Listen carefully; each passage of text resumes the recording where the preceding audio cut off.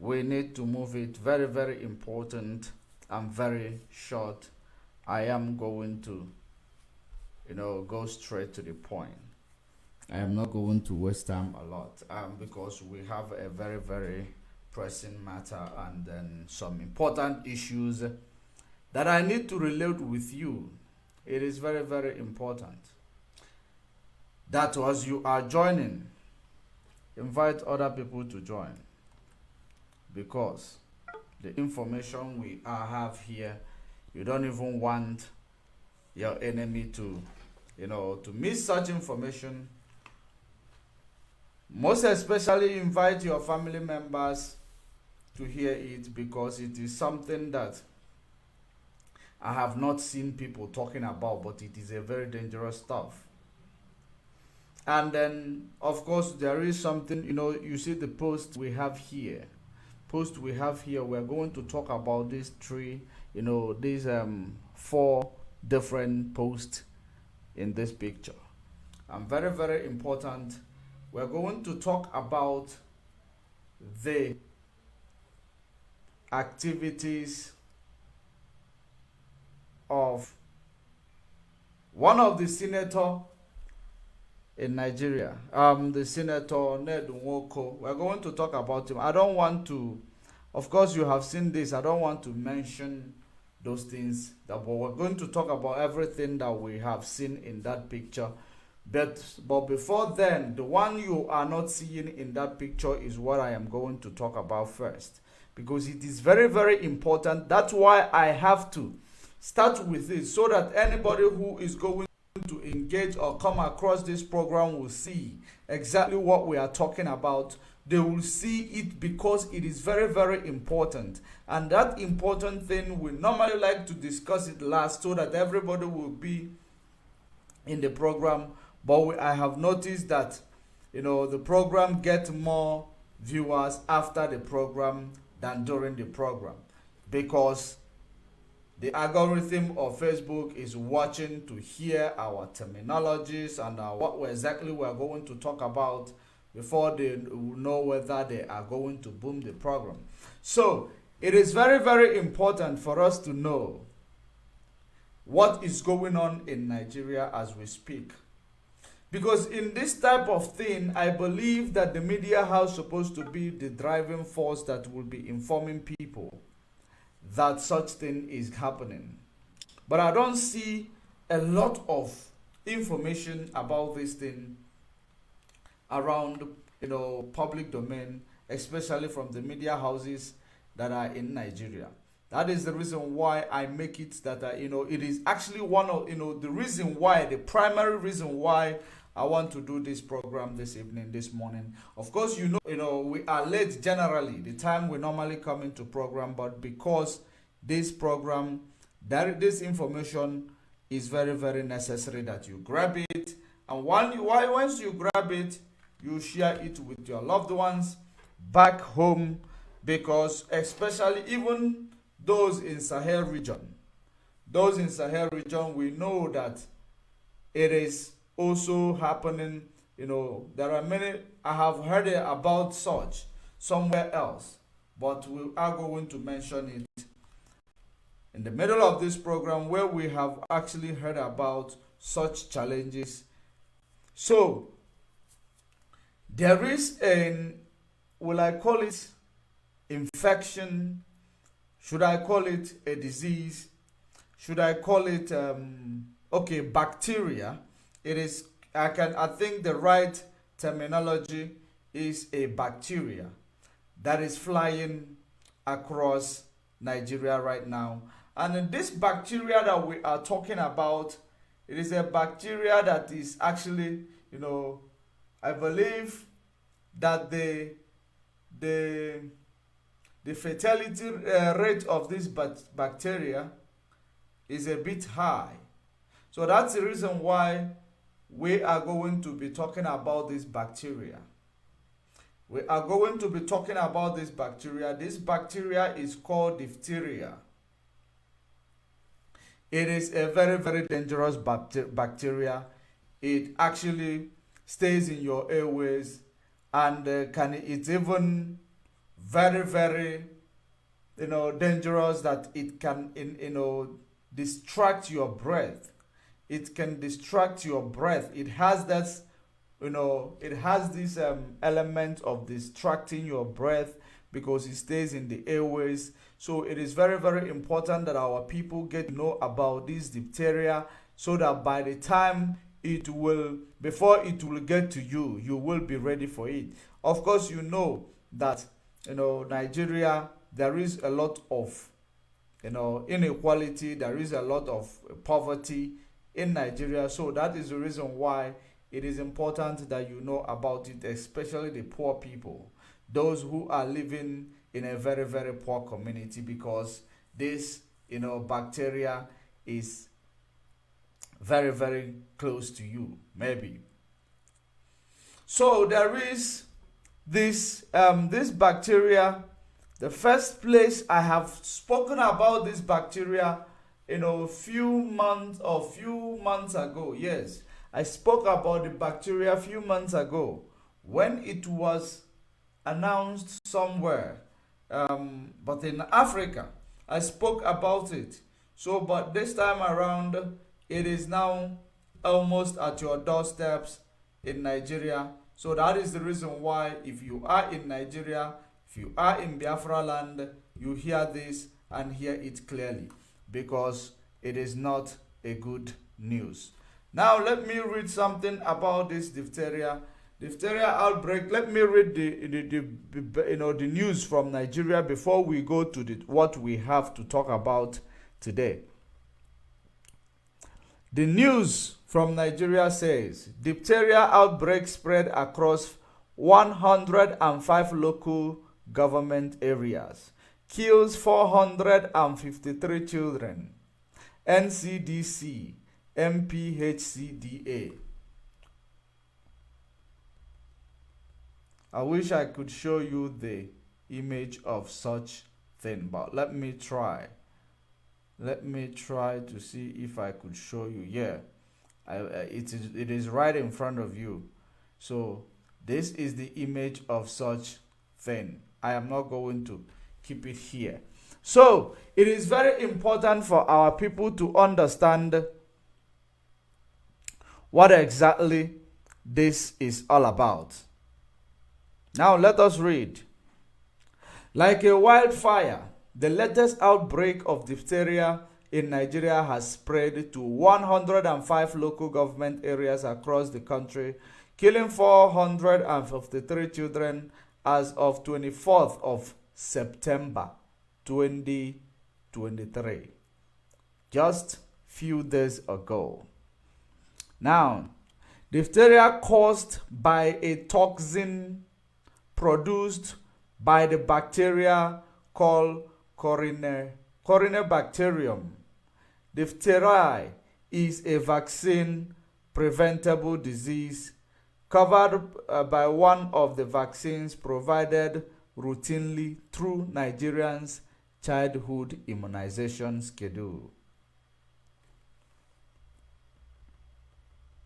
So they are talking about that this is actually avoidable through a vaccine process. And they talked about the vaccine that you give to your children from the childhood, which is, they call that such vaccine a diphtheria. That is, they call it Corynebacterium diphtheriae. That's exactly the type of vaccine they talk about. Maybe you are familiar, with it, or maybe you are not. So I don't know, it is very, very important as they are talking about. They say the vaccine is what is going to, prevent your child from acquiring this bacteria. And this bacteria is quite dreadful. It is very, very dangerous bacteria. So let me continue to read.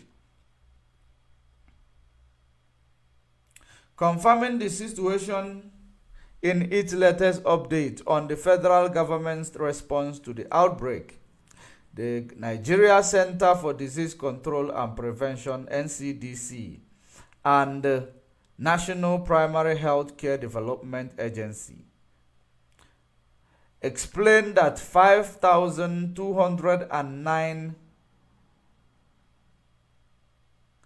7.3% of the confirmed cases occurred among children aged 1 to 14 years old, with those aged 5 to 14 years bearing most of the brunt of the disease.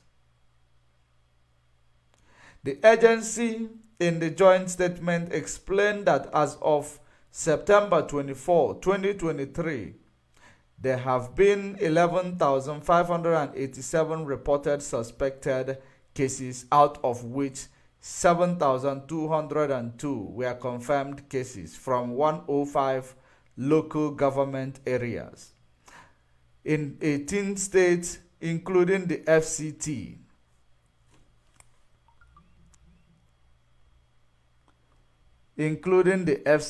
They are not telling us. I think they will tell us which state it is. Now, they noted that a total of 6,185 of the confirmed cases were recorded in Kano, while other states with cases include Yobe. Remember, it starts from Kano. Then you go to Yobe, which has 640 cases. Then you go to Katsina, which has 213 cases. You go to Borno, has 95,000 cases. You go to Kaduna, has 16 cases. You go to Jigawa, has 14 cases. You go to Bauchi, has 8 cases. You go to FCT, 5 states. Gombe, 5 states. Osun, 3 states. Sokoto, 3 states. 2 Cross River, Cross River, it has 2, and the Enugu 2.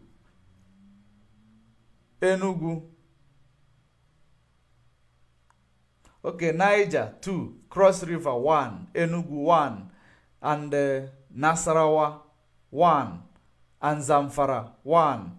The majority, 5,299, 73.6% of the confirmed cases occurred among children aged 14 years, with those aged 5 to 14. Age 1 to 14, with those aged 5 to 14 years bearing most of the brunt of the disease. So far, a total 453 deaths have occurred in confirmed cases, giving a case fatality or rate of 6.3%.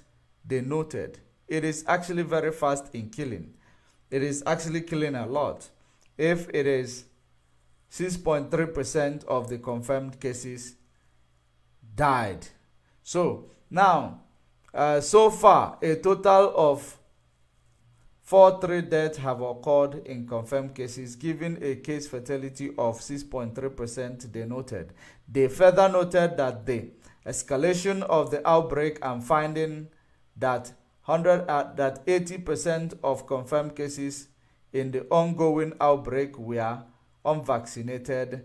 The coordinating Minister of Health, Professor Muhammad Ali Pat, has set a national emergency task team to chair by the executive director of NPHCDA and the director general of NCDC for higher level coordination of outbreak response.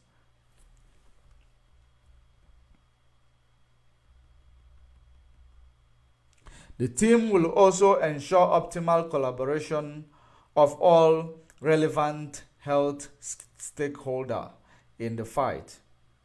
Other prominent members of this task force include Director of Public Health, public health representative from the Federal Ministry of Information, the World Health Organization, WHO, the United Nations children's funds, UNICEF, USCDC, USAID, USAID, and Gavi, the Vaccine Alliance, other non-governmental organization and developmental partner.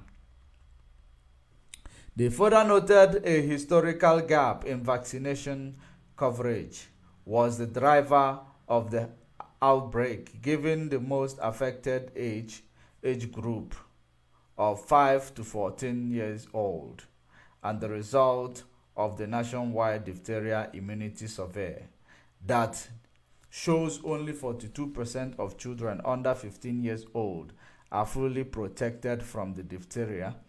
So this is actually, this is basically against children. It is basically against children, just like COVID was against adults. So this time around, the one against children is here with you, is here with us.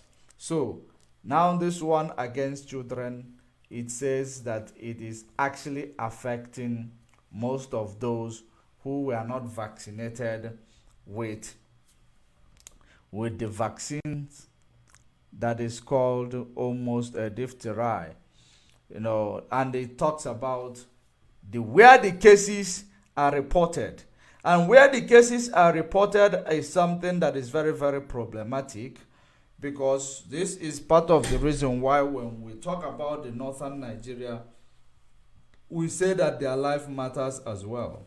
The life of the people in the northern Nigeria matters as well, because when you look at this outbreak, it is prevalent in northern Nigeria.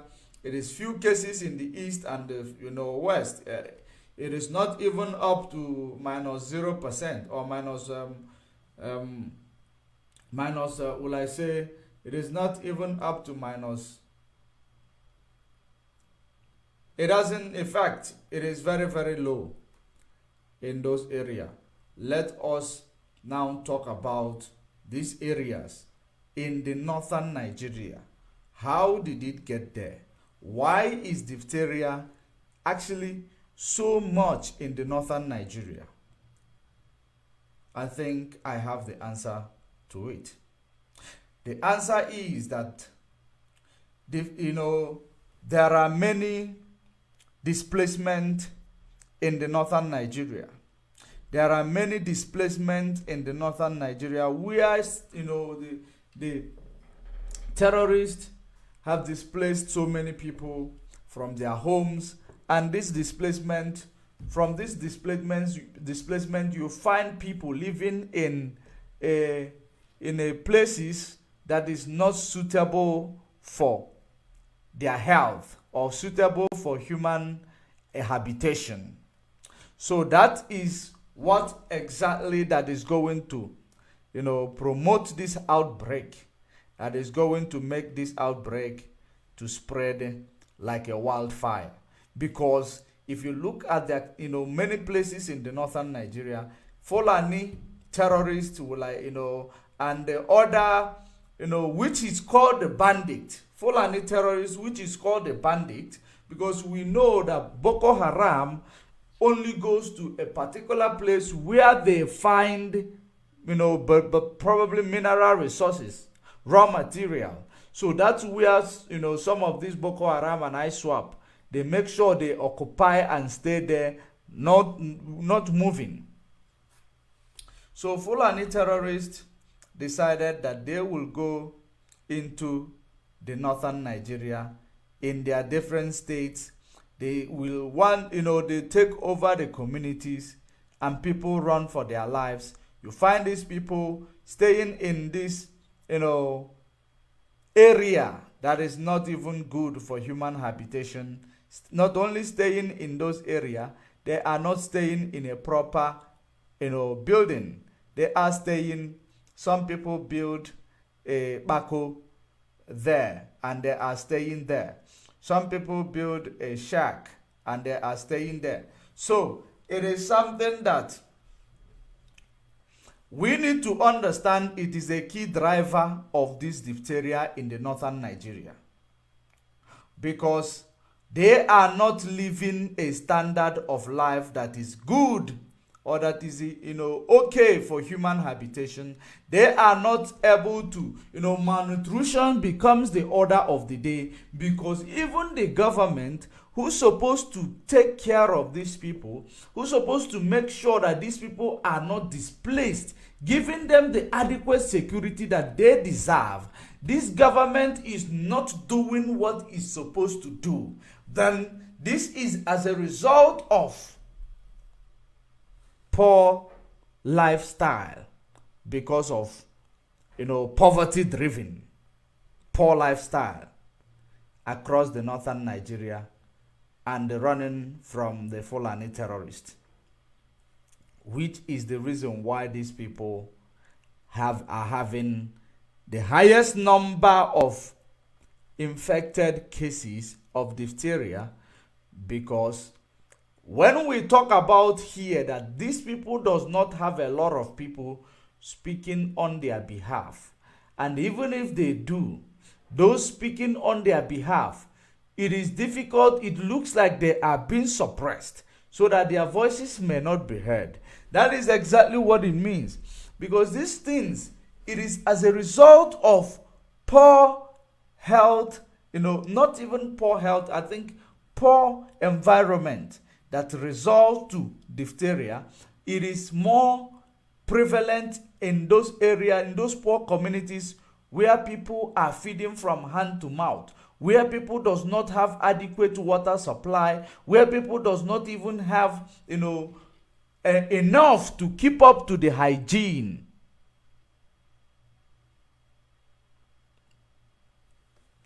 But because they have nobody to speak on their behalf, some of these people that we are talking about, some of them are, most of them are the Hausa people from the north. Most of them are Hausa people from the north.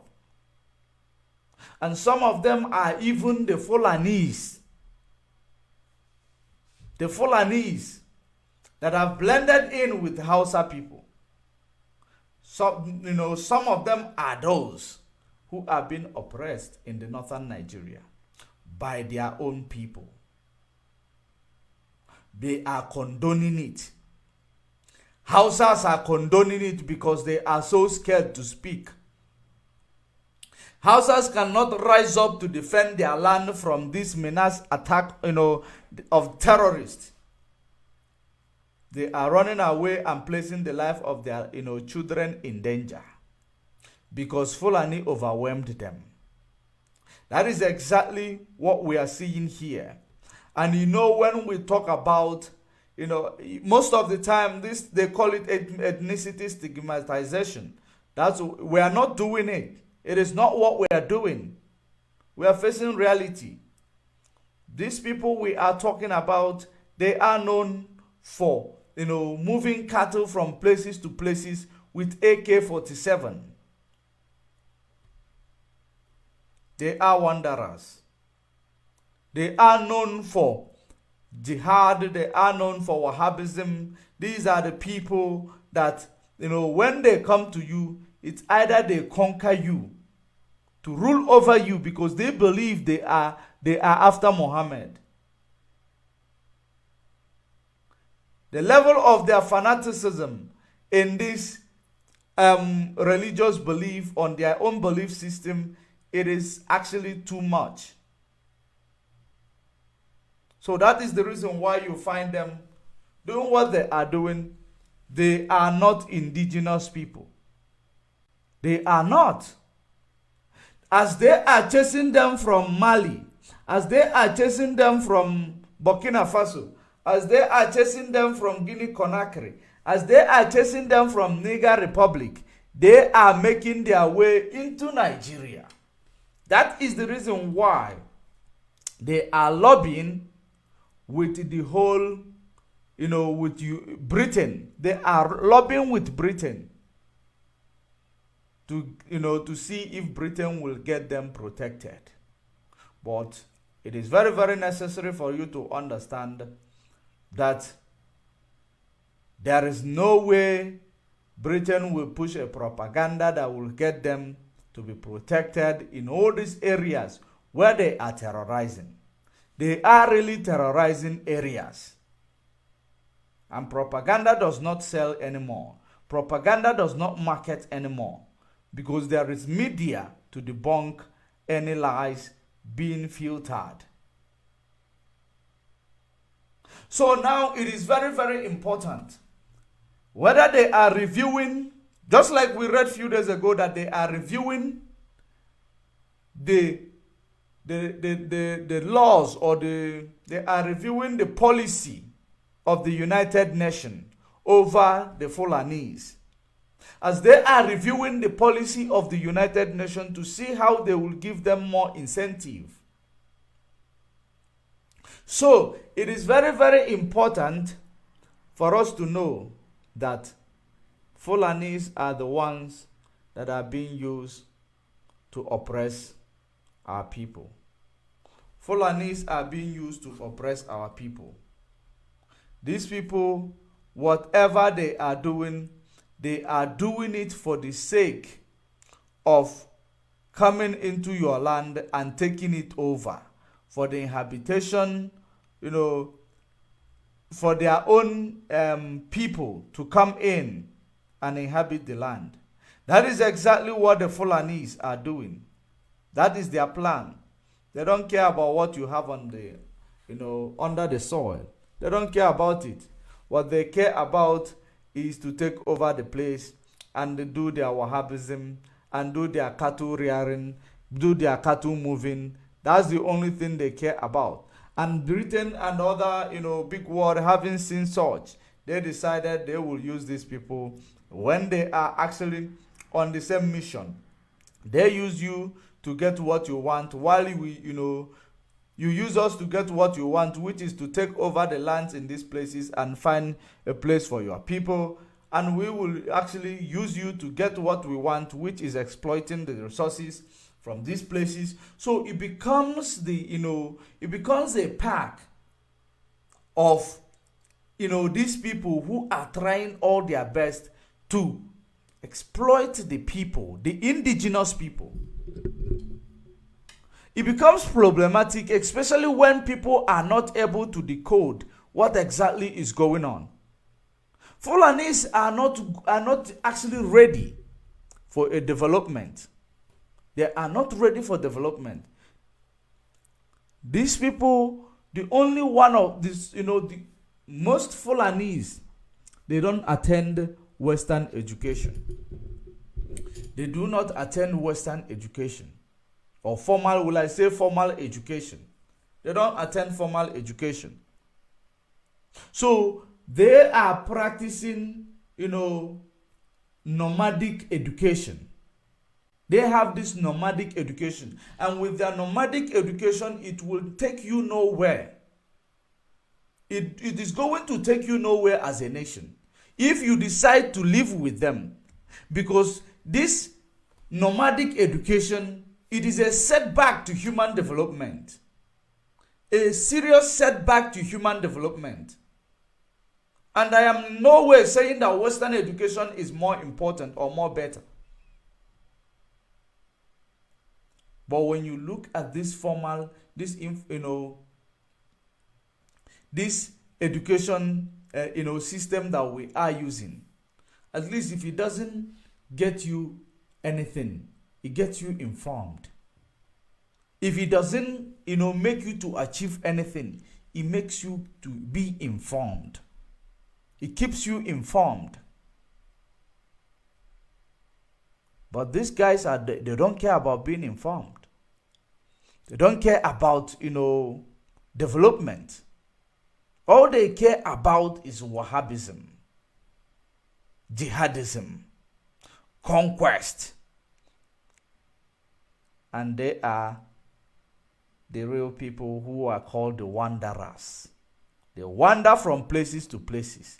Whichever place they go, they want to seize that place.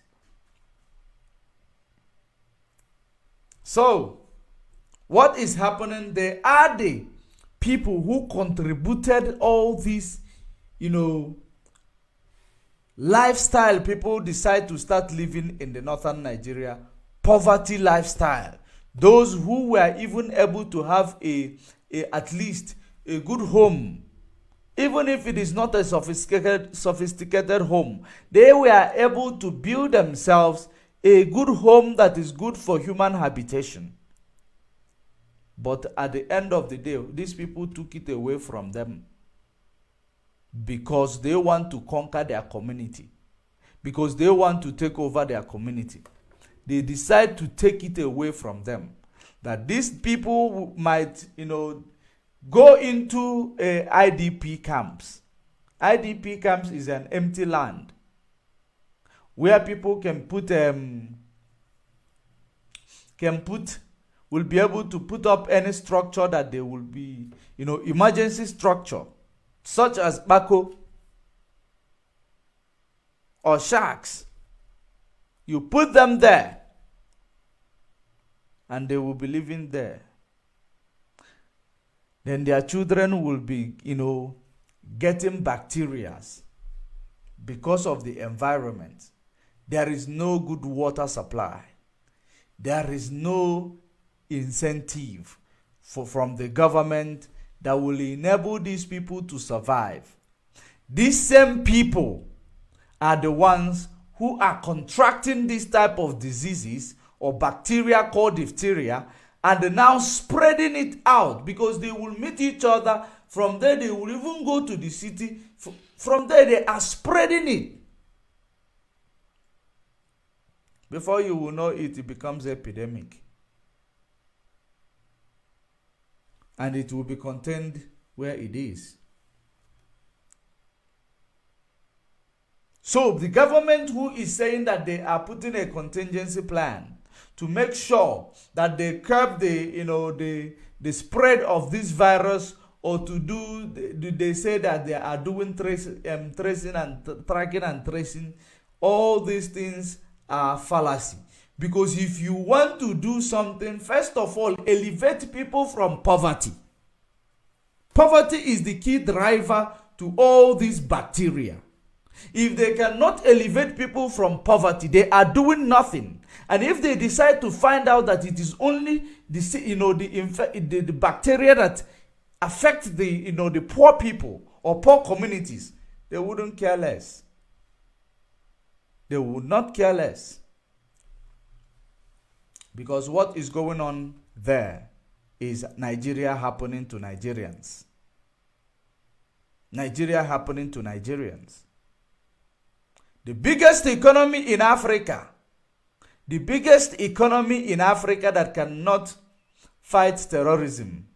That is in one or two states in the northern Nigeria. They cannot fight it. But they have enough military to go and kill people easily in Biafra land. So what exactly is going on in the north? Does it mean there has been an arrangement by the previous administration that anything that will happen in the north, Fulani must take over that land, even if they don't manage to take over the rest part of those region in Nigeria? They must take the northern Nigeria. So that is the reason why they are subjecting people to inhuman treatment, subjecting people to poverty, abject poverty, subjecting people to death. And at the end of the day, it does not matter. No one cares. Most of the time they will tell you that there are British military in the sub-Saharan, or French military in the sub-Saharan, to stop the movement of terrorists. Because when they name these terrorists, when they give them different names, we will not be able to fathom where are these terrorists coming from. Especially when they tell you ISIS in West Africa, you will not be able to fathom who are these ISIS in West Africa. When they tell you the Boko Haram, you will not be able to fathom who are these Boko Haram. Who are they? All Fulanis. Because this Boko Haram, they believe their first protest was against the Western education. Their first protest was against the Western education before they went into full-blown terrorism.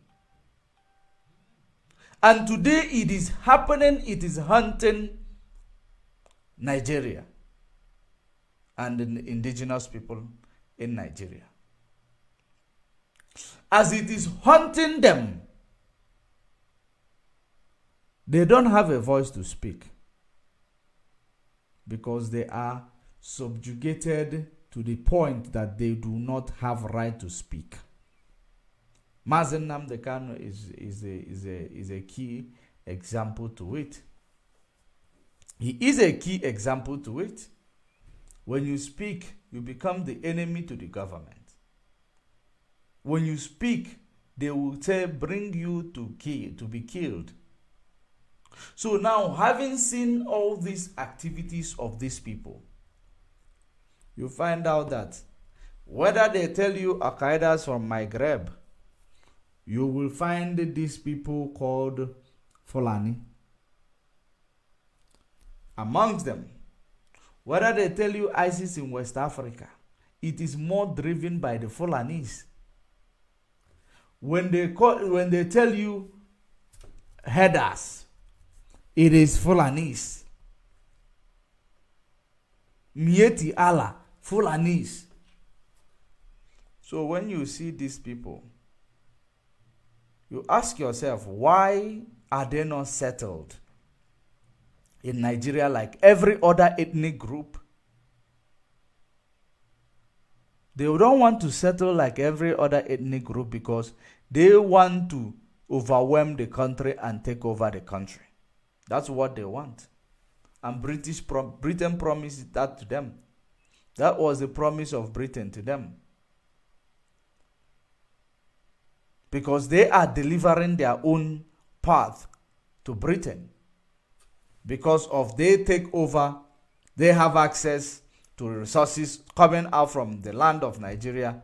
That's what it is. But Britain is not delivering the ones they want. You know why? Because we people have woken others up. Because we have woken up and we have woken others up. Mazen Nnamdi Kanu started talking about it. It is part of the reason why Britain decided that no, the best we can do for you, when Mazen Nnamdi Kanu is out of Britain, we will assist you to go and get him, so that you keep him quiet from exposing activities of you guys, to see if you guys will do your own proposal again and to see if it is going to work. That is the reason why they are lobbying across Nigeria as well, to see if they will establish Ruga, settlement across Nigeria. Why? They know that if Mazen Nnamdi Kanu was out there, even such lobbying will not even take place tomorrow, because he will expose it before it takes place. So that's exactly the reason why. Had it been, we don't have any problem with any human being that is that is around us. But what we have problem with is this human being. If they reject human development, we have problem with them. These people, they have rejected human development. Let me tell you the reason why they have rejected human development. And I am not trying to be prejudiced against these people, or being, or fostering ethnic stigmatization. But this is the reality of the fact that these guys, they are the people in charge of Nigeria. In the last 64 years, they have not developed anything in Nigeria. They have not even developed themselves. So what exactly do you think these type of people are going to give you if they cannot develop themselves? If they cannot use the opportunity of being in charge of this biggest economy in Africa? being in charge of this, they were not able to utilize what they are stealing from this economy to use it, and they even enrich their people, empower their people. They were not able to do it. How then do you think that these people that cannot empower their own people, that will allow their own people to go to IDP camps, are going to do to you? What do you think they are going to give you? Diphtheria. That is what they are going to give you. Killing, kidnapping of students, bring back our girls. That is what they will continue to give to you, because you cannot learn from your mistakes. You don't learn your lessons. That is the reason why they will continue doing it. And when you talk to Britain, they will start pushing in the United Nations, saying it is ethnicity stigmatization. It is not. They know very well that what we are talking about is the pure truth. We are not stigmatizing anybody. We know we are all human, but humans need to live like humans, not like animals. If these people are not able to blend in a community where they come in, blend in and live like human, not live like animal, which they move from places to places, they will not have a good home. They will reside in the bushes. In the 21st century, why would a person decide to live in a bush? In the middle of a forest. They will live there. They will have their AK-47. Before you know it, you will find them bringing their own people, smuggling their people with weapon, What do you call this? Is that ethnic stigmatization? If it is ethnic stigmatization, go to Biafra land today. Go to where Fulanis are. Do you see any reasonable building owned by Fulani in Biafra land? Any brick building or block building or cemented building owned by Fulani in Biafra land? No. Why do you not see such? Because Fulani are not willing to come there to develop the place.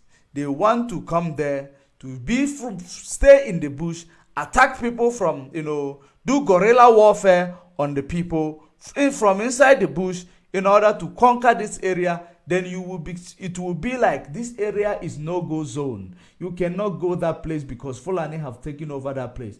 Any day you go there, you will be brought back in a body bag. So that is exactly how it is being told. From there, they will continue to take over places to places. By the time you will know it, they will overwhelm you. So it is not ethnic stigmatization. This is justice. This is exposition on crime and inhuman. We cannot harbor that because we can't breathe. So that is the reason why we say, if you are still a believer of one Nigeria, believe you me, you lack development. You are actually worse than Fulani, because they know they are holding your development. It will never develop, because Nigeria, you see, is a franchise of Britain that is given onto the hands of the Fulanese to manage for them while they are managing it, so that it will enable them to bring in their people from across the Sahel region to unite them in Nigeria. That was exactly the plan of Buhari. That was the reason why there was a proposal to establish Ruga settlement across the board. And at the end of the day, you find people talking about why aren't they going through that route of animal husbandry. They refuse because they want Ruga settlement. the one that is informal, the one that will be, the one that will be able to enable them to operate from unknown destination, unknown location, so that they will be taking you out one after the other. That is where we find it very problematic. Buhari failed to achieve that. And all because Mazen Nnamdi Kanu informed all of us. Because had it been Mazen Nnamdi Kanu never informed you, you will not see that Fulani is all over you. When you look around, you will see Fulani. They are pretending to be the angels of light. That is the reason why they were almost taken over in Yoruba land. If not the killing of this well-known man's daughter, do you think that Yoruba people will wake up from their slumber? Even when Mazen Nnamdi Kanu was warning them, telling them every day, this is what the plans of these people. The only way we can separate ourselves from these people is to disintegrate Nigeria that is set up by Britain in 1914, lying to the people in the south that you are going to be used, lying to the, telling the people in the north that the south is going to solve your budget deficit, especially the eastern part of the south. It's going to solve your budget deficit because they told you you don't have resources. They told you you have nothing. They told you have budget deficit in the north. And Hausa people and of course their Fulani master agreed without knowing that there is a lot of resources in the north. Because if not anything, the northern Nigeria pray this time around, they noticed they had Californium. We may talk about uranium all this while, but you do not know where they exploit that uranium, that all of them, they have nuclear weapon in thousands. They have in hundreds, or America have in thousands. Where did they exploit all this uranium from? From the Sahel region of Africa, mostly. And it is actually given to them without payment. They are solving your budget deficit. That's why they have to bring the ones that own the oil. And they have to bring them along so that you will manage them. So that they will not be the one in charge of that oil that they own. That's what results to the amalgamation. While you are busy managing the people that owns the oil, that that is actually needed across the board. Now we are busy taking those secret resources that you might not, those secret resources that you don't know what they are used for, but they are the resources that makes them powerful. Uranium is having a nuclear energy, nuclear plant is because you have uranium. Uranium is the petrol that power all this nuclear stuff. Uranium is the petrol that powers nuclear weapon, nuclear energy. It is uranium. So, you didn't know you had this all this while. When Niger realized immediately what they have. They decided, no, we are going to get, this nuclear fuel. They are going to get it, hike the price. The price is, there is a price hike on the uranium today because every other person is as well waking up. The price is still going to go up, especially if uranium is needed for consumption in Africa.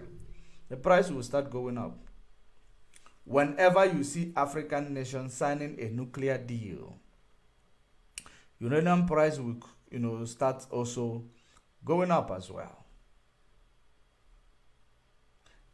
Now I want you to know that everything that we possess that is a raw material, it has never helped us to build or manufacture anything.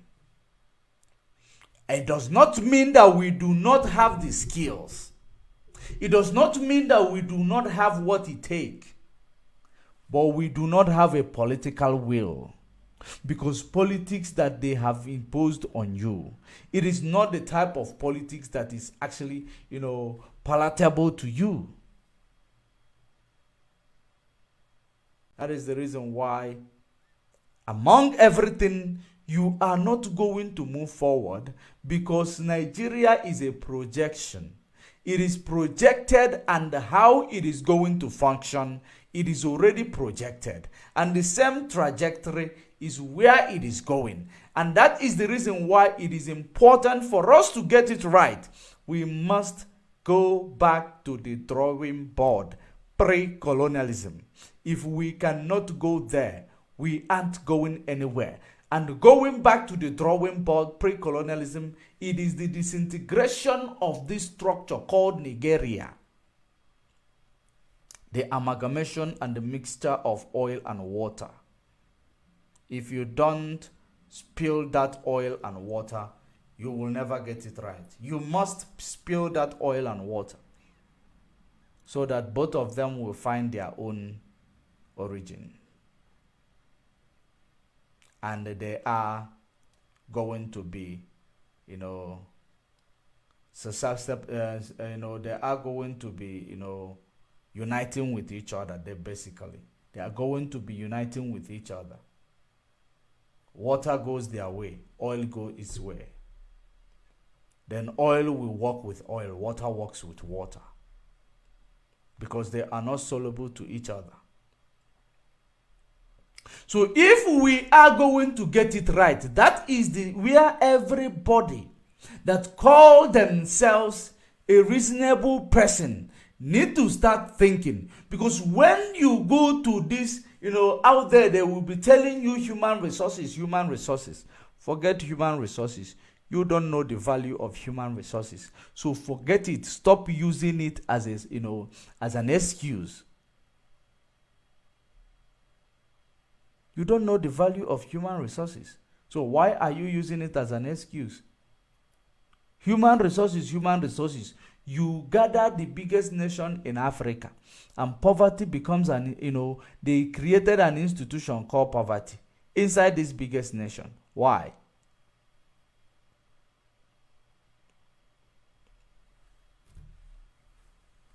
So that is it.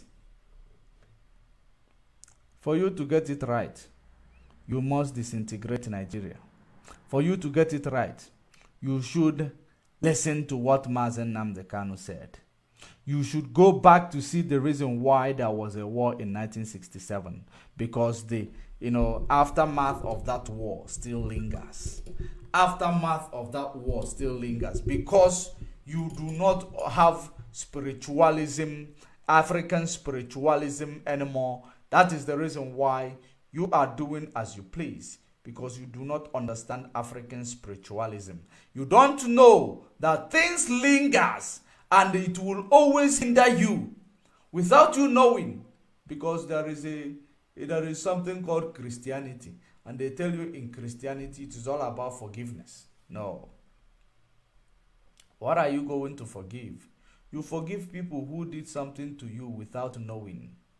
Not people who are deliberately doing something to you and keep on telling you, maybe they don't even tell you sorry. They know they are dealing with you. They don't care. If you rise up to talk, they beat you up. They suppress you not to cry even. So that's the way it is.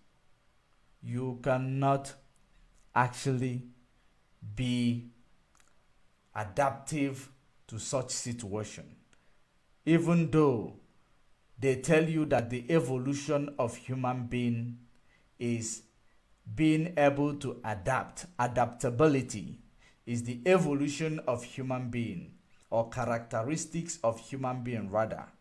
It is adaptation. Now, adaptation cannot make a human being not to try new things, because it is part of adaptation. trying new things and adapting, to it. That is part of adaptation. So you cannot adapt in things that is not working. Poverty. You cannot adapt to poverty. No one adapts to poverty. Except if your mind or your brain fact is not functional. That is the only time you will say, no, let us adapt to we are adapting by it. Or if you can't beat them, you join them. That slogan should be abolished in Africa. Because that's what makes all our children. They are like, all our young people today, makes our young people and now transferring it to their children to the extent that it keeps them brain dead. Their brain is not vibrant like young people. Their brain is not vibrant like, the way it should be, because they are, making peace. They were told that if you cannot beat them, you join them. And the same slogan is disturbing our politicians in the political space. They will tell you, you cannot beat the system, you join the system. Was it not human being that created the system? So why aren't you going to, do this, something? If you cannot beat the system, why don't you create your own system so that you will not be fighting to beat the system they created? You have to create your own and work with your own creation. That becomes the setback in Africa. They are not innovative. They don't want to actually, do something new. They are so scared of change. So being scared of change makes you now to make peace with your boogeyman. And you tell me if you cannot beat them, you join them. You are a coward. A serious one. And we Biafrans, we are not cowards. That is the reason why we will not stop. We are not going anywhere until we restore our freedom. It doesn't matter what it takes us to restore our freedom. We are going to restore our freedom. Regardless of whatever they will throw at us, we are going to restore it. Because they are throwing many things at us. They have set up different, splintered different groups in order to say, when they do their own evil, they will say it is IPOB. And everything this group is doing are the things that is going to entice our people. That is the reason why when you look at the activities of such groups today, sometimes they will go and bring a video. Because what they are looking for approval. They are looking for approval from our people. Because of the approval they are looking for, they will start bringing up different videos. They will bring out this, they will bring out that, use it to sell their lies, use it to sell a narrative, use it to impoverish our people. There was a video I posted on my page. That video, I posted it on my page yesterday. It is a video where people were enforcing sit at home. Or, video where people were, I don't know what, I believe they were enforcing sit at home. That's why I said if it is an enforcement of sit at home in this video. But that video, the intention of me bringing it there, I wanted them to feel what it means to deceive other people. That was exactly my intention of bringing such video. It is playing on my page. If you go there, I said those enforcing sit at home. Because whenever they want to start looking for where they will, deceive people to ask them for money, they will start bringing out so many nonsense into the public domain, replaying it. Even the ones that played in 1967, they will repair it, bring it out, to use it to entice our people. Because our people, all you looking for is violence against Nigeria. Forgetting that when you throw a stone inside a marketplace, it might fall on your mother, or it might fall on your siblings. That is what you people are forgetting, because you leave your mind behind. You leave your brain behind before you mostly come to online to listen to some programs. They will go and start digging out those videos, digging them out, replaying it, using them to sell a narrative, to market their money begging. So yesterday they brought that video. One of these groups brought this video and playing it. And having seen their activities in few days ago, where they were, there was a scene where they killed military, which I don't know who they killed there in the military uniform. There was a scene, whether it is Asaredo Kubo boys or their own, fellow army in the, of course, they call themselves army also.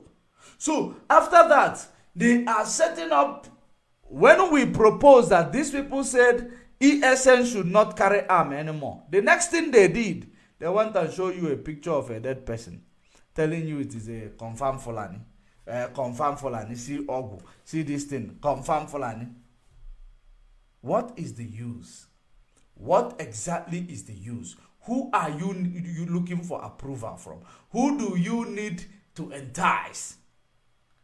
Do you entice people with killing other people? No. If you know you are killing this enemy, kill them. Do your own things. You don't need to bring it to the public. Why are you bringing it to people to be traumatized or what? Because you claim you are killing terrorists. Whether it's terrorist or not. Why are you bringing it to us? Because you want to entice people. And you are bringing it using the name of other people. Instead of using the name of those who is sending you, you are using the name of other people. And when you do all this rubbish you people do, you use the name of Mazen Nnamdi Kanu. After using the name of Mazen Nnamdi Kanu, you will still now insult the structure of Mazen Nnamdi Kanu. Command Mazen Nnamdi Kanu initiative on setting up security. Command them not to carry firearm. So when you people are doing all this, you believe that you will entice people, fools, who does not know what you people are doing, is placing the life of their loved ones that is at home in danger. Because some of them, they will be in Europe. How can you be giving people, making people in Biafra land to be suffering? They cannot, some of them cannot even eat without selling pure water in a day. You were suffering them. So if somebody did not tell you, you will not know that you are suffering your own people. Look at Hope Uzodimma. In Imo State, there is a pipe, there is oil wells there. Nobody go to touch it. Which is the same thing that Nigeria is exploring. In the coastal region, no one is enforcing sit at home. But it is only in Igbo land that people were enforcing sit at home. Yet all these areas are Biafrans. Don't you have brain to tell yourself exactly what is going on? Don't you have brain to tell yourself what is going on? To overwhelm those who are in the forefront, driving for freedom. Because they know if they overwhelm us, we will no longer be able to call our brothers in the coast. The way Mazen Nnamdi Kanu was motivating them. Because some of them need motivation before it will happen. Because some of them are not informed. That's why we need to inform them. You leave them behind. This your Biafra. And this you're dealing with in Nigeria is only from your own land. And you call yourself a sensible person. You are a fool. You are a coward. So since they started doing what they are doing, bringing out even old big videos to use it to scare people, to tell them that the sit at home is still standing, so that people will continue sit at home on Monday because Mazen Nnamdi Kanu said no. People started going to their business places. They started actually to disobey Mazen Nnamdi Kanu. They are testing their, they are actually trying to test their popularity. That's why they bring out such video. They believe if they bring it out, that to brainwash you, even if it's an old video, they brought it to brainwash you. I now took it to make you, to show you that is bringing such video, that we can use it somehow, to use it to counter that narrative that warrants you to bring that video out. That is the reason why I brought that video, and all of them ran into the comment section confessing. They were the ones now confessing by themselves. When they were the ones, within 1 hour they posted that video. It has already reached 50,000 people.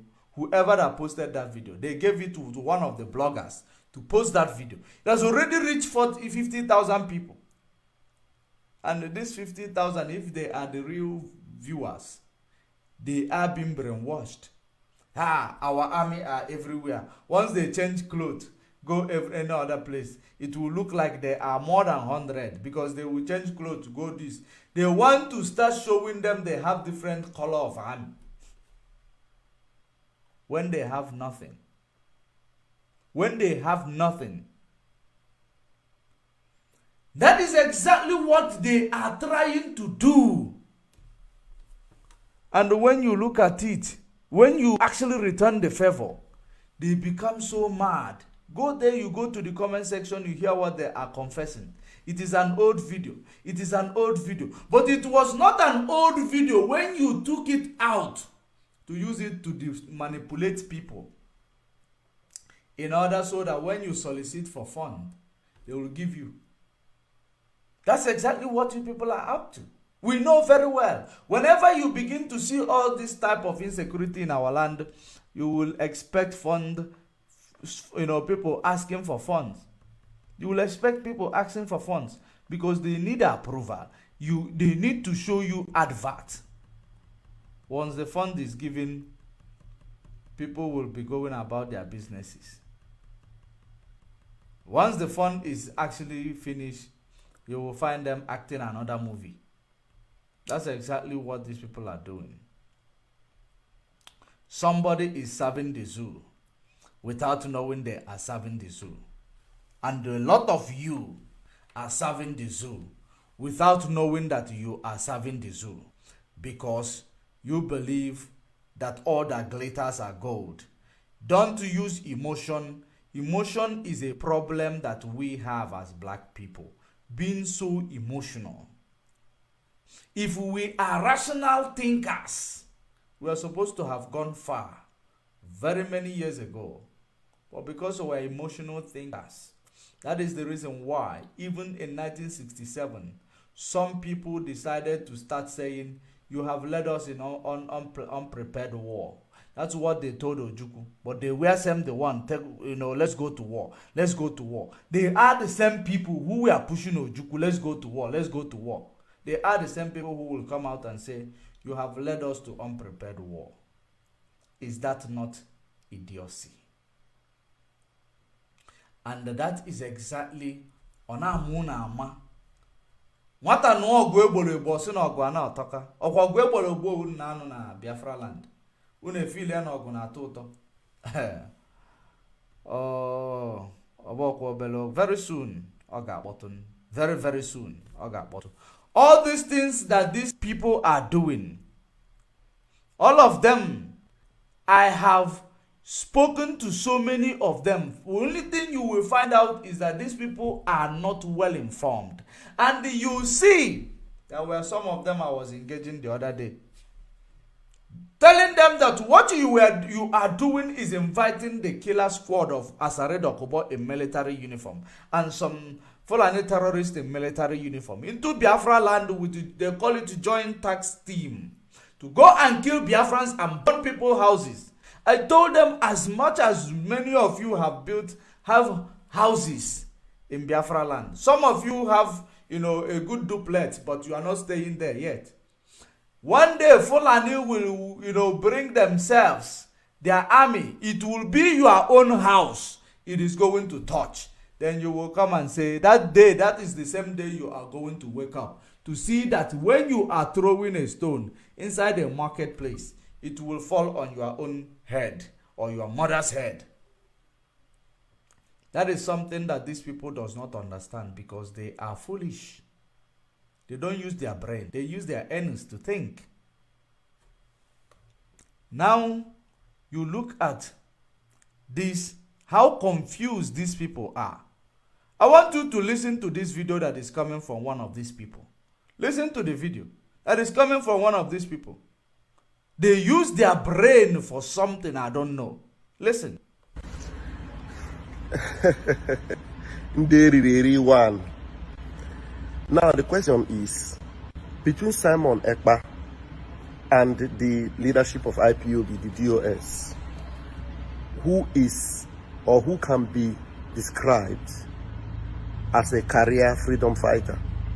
The DOS has no monetized page. The DOS does not have membership page. The DOS does not broadcast on YouTube where they are being paid. The DOS has no private accounts that they have scammed or cloned for people to pay in ESM funds. Between Simon Ekpa and the DOS, who are the career freedom fighters? Those of you that cannot ask questions, you will continue to be scammed. Simon Ekpa is a scammer 101.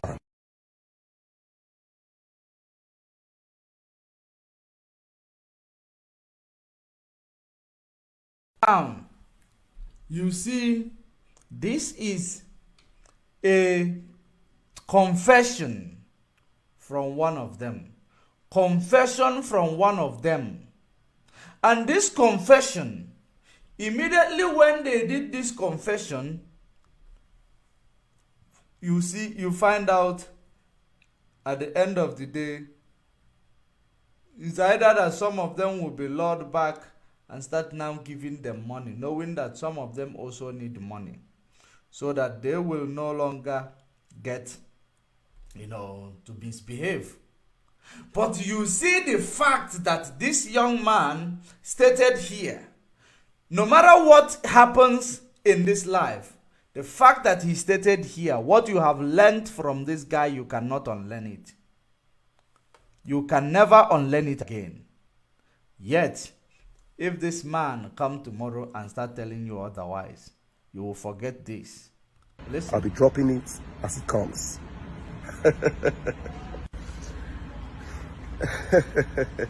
One. Now the question is, between Simon Ekpa and the leadership of IPOB, the DOS, who is or who can be described as a career freedom fighter? The DOS has no monetized page. The DOS does not have membership page.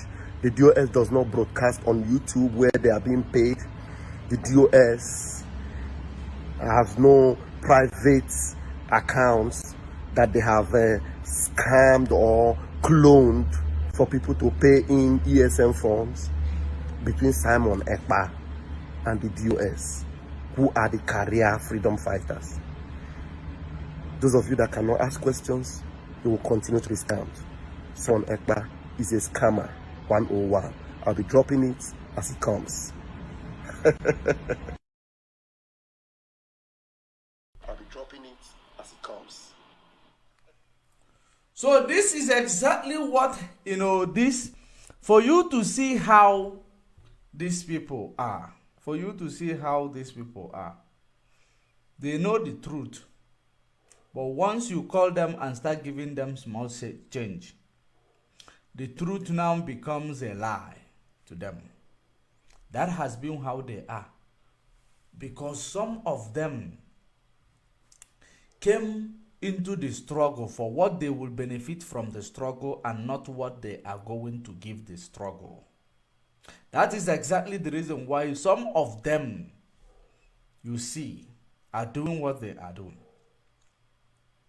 But believe me, All these people that are doing it and their supporters, one way or the other, one day it will affect them. Because they do not want Mazen Nnamdi Kanu out. All they are looking for, it is to make sure that Mazen Nnamdi Kanu is prolonged in that place where he is. They believe he will lose relevance. And secondly, while he is there, people are enriching themselves, bringing up different set of shenanigans. Some people say that they did opening ceremony of their rubbish in the US. They said, you ask yourself, all those rubbish they establish, it is easy for you to go and rent a place.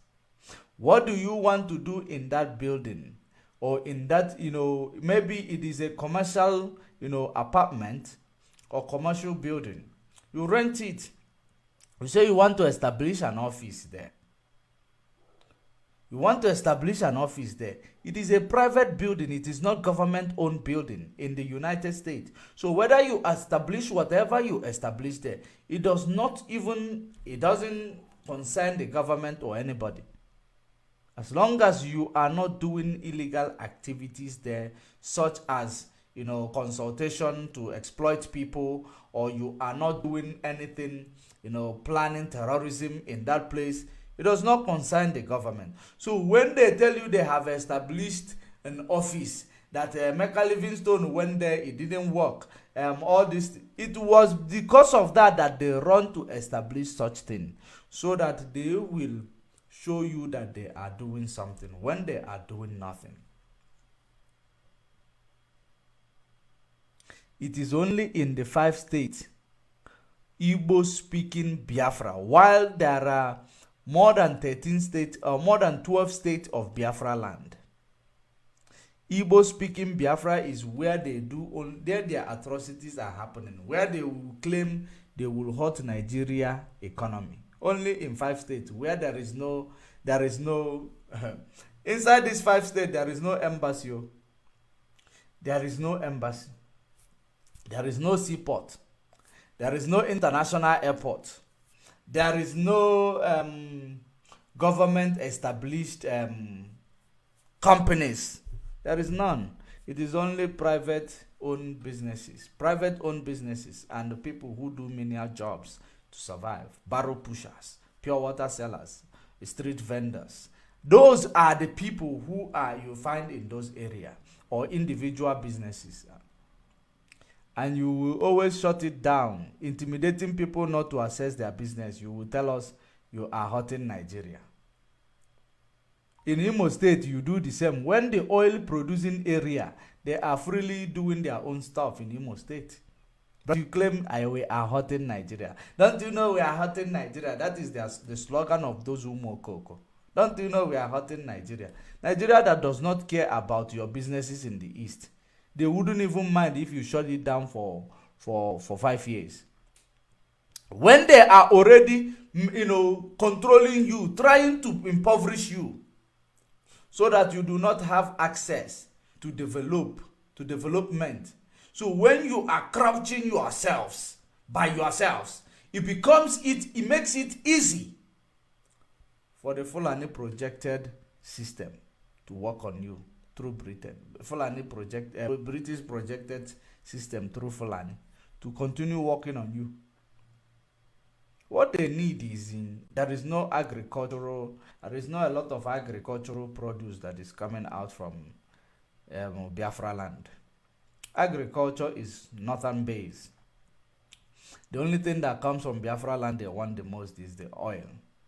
So if you cannot stop the oil, so you are not doing anything. And those oil are mostly some in the coastal region and it's also in the hinterland. That's why those areas there are no sit at home there. You are suffering ordinary people telling us you are suffering politicians. You are not suffering politicians, you are suffering your people. So that is what they have created to use it to make sure that IPOB does not proceed with what we are looking for. They do not proceed with what we are looking for. And what you are seeing around Imo State, Hope Uzodinma is aware of it, because it's a way to make sure they scare people off, because they know you are not going to vote for him. So since they know you cannot vote for him, they will scare you off. On that day of election, you will not come out. The incumbent government will still win. That's exactly what the plan is. These are two different set of people. If you hear people saying that Ohanes and Igbo want to visit them, you ask yourself, they claim that Ohanes and Igbo want to visit them. Iwanyang want to visit them. And they rejected. Why would they not be visited by Ohanese and some politicians? Because they are, part of, do you want to join our group? This is our group. How do you join our group? Because that is what all these politicians are trying to do. We can get you to our group. Because some of them, they know that, the insecurity in our land, politicians, it is a political insecurity. If you are on the side of opposition might use us to truncate your activities. So that's why some of them want to go and visit these criminals that are terrorizing places, claiming they are fighting for your freedom. That is something some of you does not understand. There is another video which I want to show you. Let me show you this video for you to see what these people, the way they are rolling, the way they are moving and deceiving people all over the place.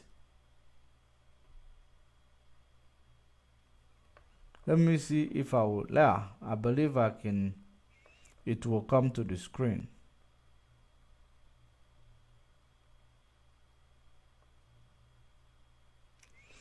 Just one moment.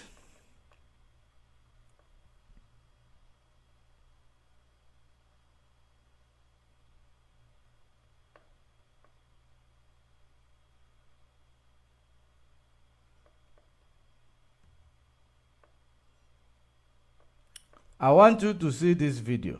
I don't know if you see this. What you are seeing here, it is them bringing a video of where Mazen Nnamdi Kanu's, inside Mazen Nnamdi Kanu's compound, where people were gathered in Mazen Nnamdi Kanu's compound, and they decided to put the image of this so-called Biafra army. They put it there so that they will continue to claim that people are solidly behind them, when we know that they are only in the media. The people supporting these people are only in the media and some criminals on the ground. That's only the people that are supporting these people. Only in the media. Because if you look at this, they are trying all their best to show you, to try to make the world believe there are people supporting them. This was inside Mazen Nnamdi Kanu's compound when Mazen Nnamdi Kanu came back in 2015. That was the video. They decided to zoom the video. They decided to edit it, put the video image of this, image of this thing, these people carrying gun in Biafra land for them. Look at it properly. Have you seen it? They put the image of those carrying gun for them in Biafra land. And what they have learned now is that their videos comes with they now, what these people they have learned?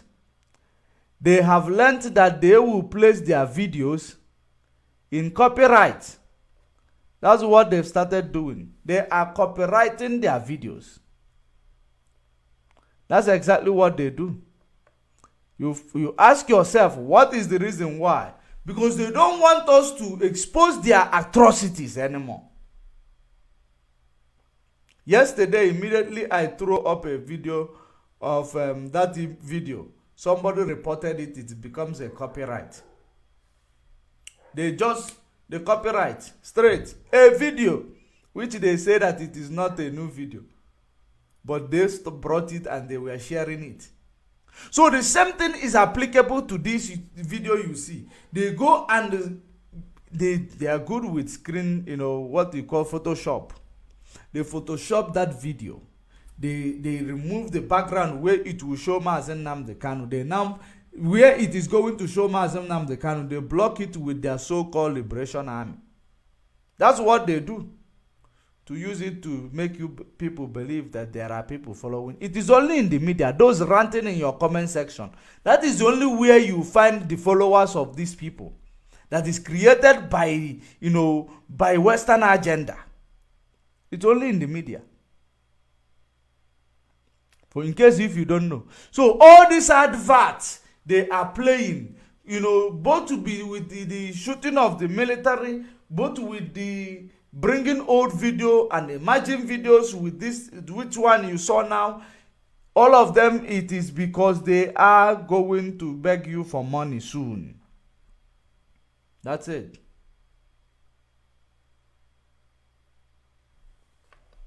And you will say, I told you. They are going to beg you for money soon. So, now, let us look at what we have for the rest of the day. Now, I want you to know that these people, they have not done anything significant to this struggle. They have not done anything that is going to help this struggle to thrive.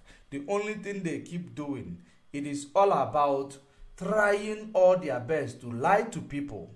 They told you no flight zone because they have Biafra National Army or Biafra National Guard, those people in the bush with the laptop, with the Biafra flag. They saw those rubbish, those things these people, created. It is quite creative. It is creative. I wouldn't call it rubbish. It is creative. When it was introduced to them, they tell you no flight zone because they believe that such thing is going to now deceive you because they are buying. They even believe it is indeed no flight zone. It is a rocket launchers or ballistic missile. So I don't know what exactly they believe that made them to start telling you no flight zone. They will declare no flight zone in Biafra land. Today, I can't balugokwe those people because all of them started working with this set of individuals. I can't balukwala fao.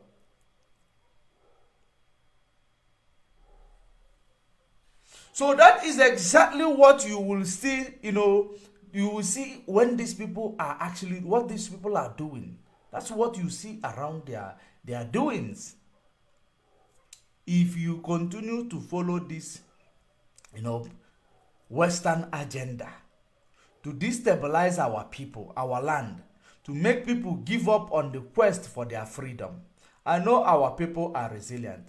The reason why I don't talk mostly about these people, it is because their followers is only in social media. Plus the ones they are setting up just to respond to comments. That is where their followers is. They are doing massive attack, massive defense in social media. Other than that, there is no other place. That's why they are setting up a fake protest. If I take this protest now and say they are setting it up for fake, you see them coming to social comment section now confessing exactly what this thing is all about. That's what they do. If I take this same thing they have concocted, post it on my page, speak about it and post it, you will find somebody coming to confess what it is all about, where it came from.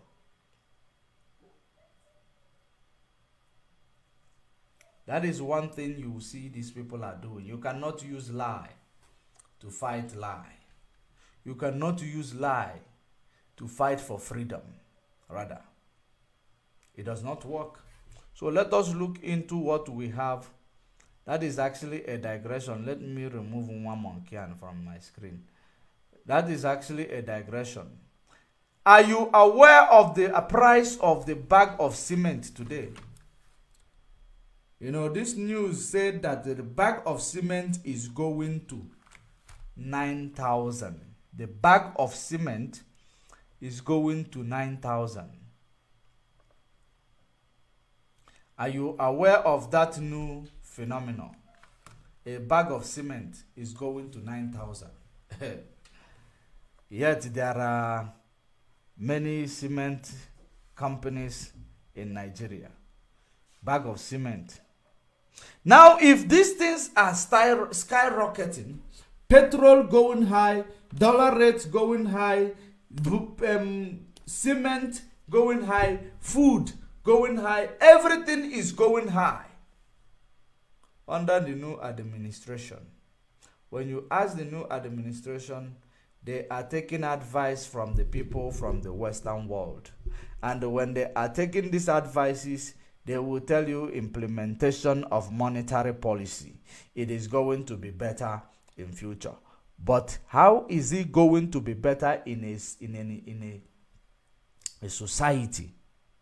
In a society that is not planned well.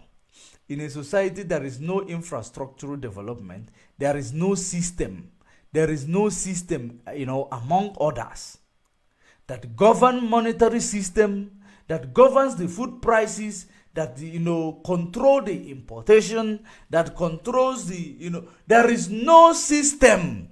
So how will this automatically come and work for you?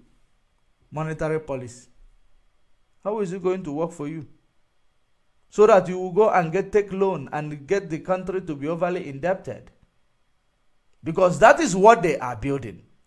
In case if you are not aware what this administration is building, it is not building for you to enjoy in future.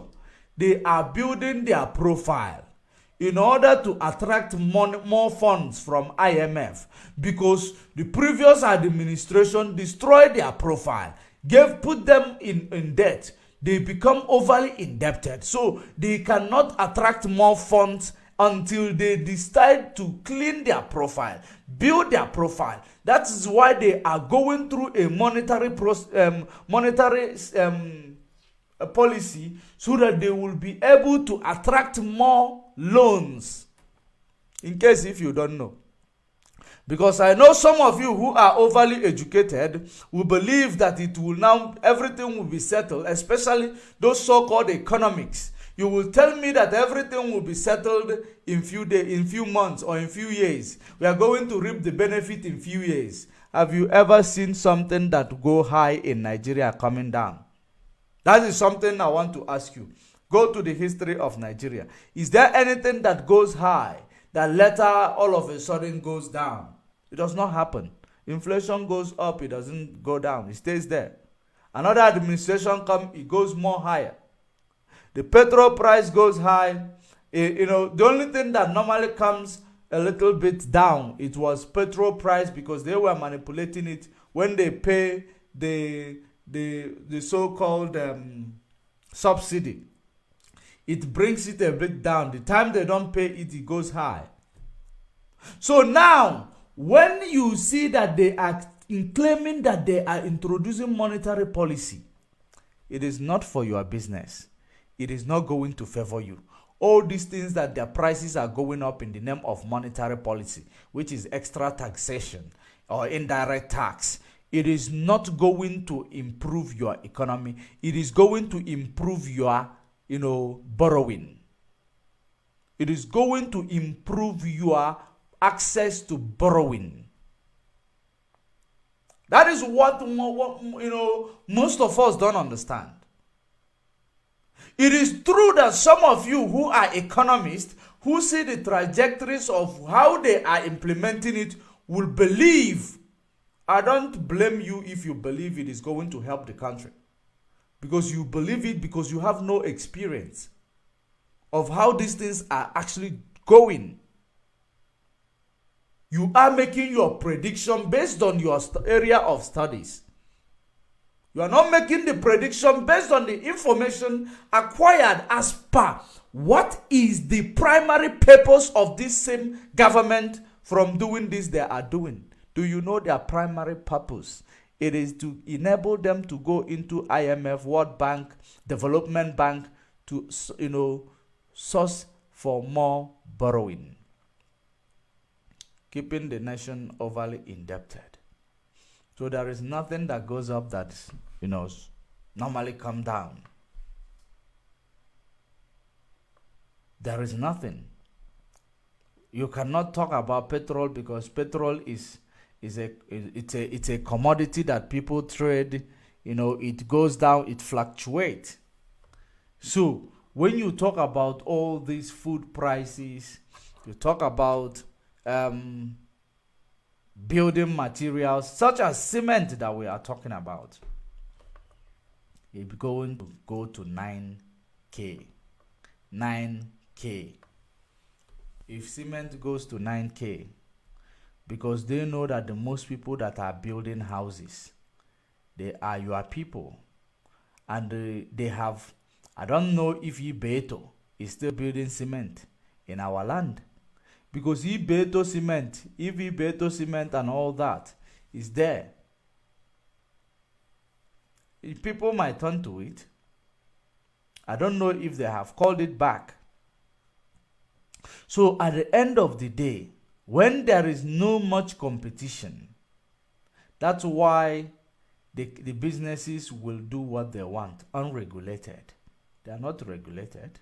For a bag of cement to go to 9,000, it is a pity. A bag of cement going to 9,000. A cement that was, 3 years ago, 2,000. It went straight to 9,000. What a mess. 3 years ago, 2,000. Even amid COVID, it was, if it went up with 500. Amid COVID. Today is 9,000. After 3 years. After 2 years and 2.5 years. Under the regime of Buhari. All in the name of monetary policy. All in the name of where the Biafrans are consuming more. Let's impose more taxation into it. So that once we impose more taxation, they are taking more from you. It will discourage you to save that money, not invest it in building. So that you don't invest it in building. Maybe you save it, the money will get liquidated or will get, it will get devalued in your hands.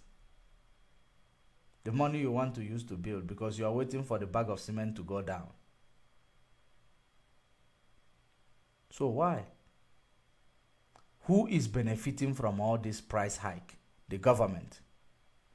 The government and sometimes the companies, because this the capitalists, they are the ones benefiting. The capitalists and the government, because they plan this, because they know there is no much competitions. Once they plan it, they will implement it. The government and the capitalists share the profits. In the name of we are introducing a monetary policy, hiking the prices of everything, food. Importantly, cement that build home for people. Many countries in the world, the government give, shelter to many people. Build homes to many people. In many countries in the world. Even in Africa. Libya was giving house to people. Even South Africa is still giving house to people, I believe, to their citizens for free. But Nigeria, people that are building their own houses, they are now making it so difficult for them to access the most important stuff that is going to be used to build a house. They are going to now put the price so high so that people will no longer be thinking of building homes as the population expands. Because they know that this is a high demand. Whether you put it high, people will still buy it because building is actually very important to the people, especially to Igbo people. So because most of this tax that is going to be realized from this cement sale, it is going to come from Igbo people. So you don't know exactly how these people are, treating you. You don't know what they are doing to you because you don't follow the algorithm. You don't know when they are implementing things that is targeting you in particular. That's exactly what they are doing. So when the cement price goes to 9,000, man, it's a disaster. It is a disaster. There is already so many unfinished buildings in our land. So this time around, it will be worse. Then you start saying that your forefathers, if Ndibo metal, Ndibo ada alucho no fa alucha, it is your old mother or your grandmother. There is a witch in this place. That's what you will be saying. They have bewitched you. That's why you cannot finish your house. You don't know what bewitched you. It is Nigeria that bewitched you. It is the government of the day that bewitched you. It's nobody. It is not your grandfather or your grandmother. Because that is what they will always make you to believe. Look at the next picture. Let's talk about Ned Nwoko. Ned Nwoko said, there is something Ned Nwoko said. I have seen the autopilot criminal syndicate using that thing to get approval in the name that it is attributed to them. I want to tell you exactly what Ned Nwoko said, because what we do here, it is coming to clear up atmosphere, coming to make our people to be aware or to be informed of what exactly is going on around them. Let me tell you what exactly Ned Nwoko said. He is a senator, Ned Nwoko, who said that you cannot fight. Let me try to find out. Let me extract the information so that I will be able to quote him verbatim in order to tell you exactly what is going on there.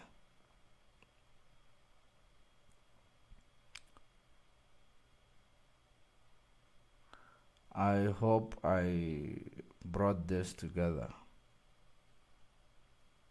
I hope I brought it together.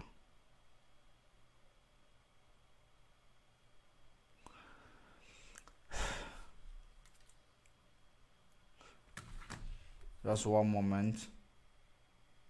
Let me try to bring it together. Let me try to bring it. I thought I copied the part of what Nwoko said.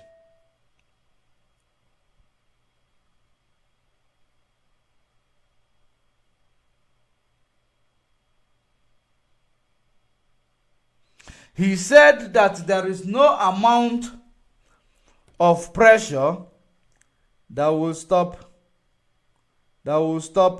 Biafra agitation. There is no amount of pressure that will stop Biafra agitation. Do you know that he said again that the government should come, call in and dialogue with the Biafrans? He said well, he has spoken well. The reason why I will say that he has spoken well, it is because he knows that there is no amount of pressure that will make Biafrans change their mind from what they know that they are fighting for. No amount of pressure whatsoever that will make the Biafrans change their mind. Now, let me tell you, if you think about it, these people that are making comment are, especially when we talk about Ned Nwoko, he is a senator. Do you know who are the senators in Nigeria? They are the lawmakers. Senators, they are the lawmakers. Now, when a lawmaker came to start making a statement, instead of being realistic, putting it out there as lawmakers, lobby with the fellow lawmakers and advise them on what is going to move a situation forward or change a situation. When they come out to start making a public statement, I have problem with it, me personally, because we do not expect those who supposed to be coming up with solution, enacting laws that is supposed to be in favor of a particular situation in order to solve a conundrum. So when you have seen that the agitation in the eastern region of the so-called Nigeria has become a problem that there is nothing you will do to stop them, I believe that you people as lawmakers, you are in a position to actually implement laws and pass it to the executive to make sure it is gazetted, to find law that will force the government to negotiate with the agitators in a round table, to speak with the agitators in a round table, so that there will be a way forward. There will be a closure to all this quarrel and fighting, to all these, all these things, shenanigans, because it is your duty as a lawmaker. These are the reason why there are 2-3 arms of government independent to each other in Nigeria. It is because all of them will be, different from each other. There will be no excess of power. So in situation like that, there is a powerful man, but there is also dissemination of powers. The executive govern the state. The executive see to the affairs of the nation, represent the nation, or send a delegate if need be.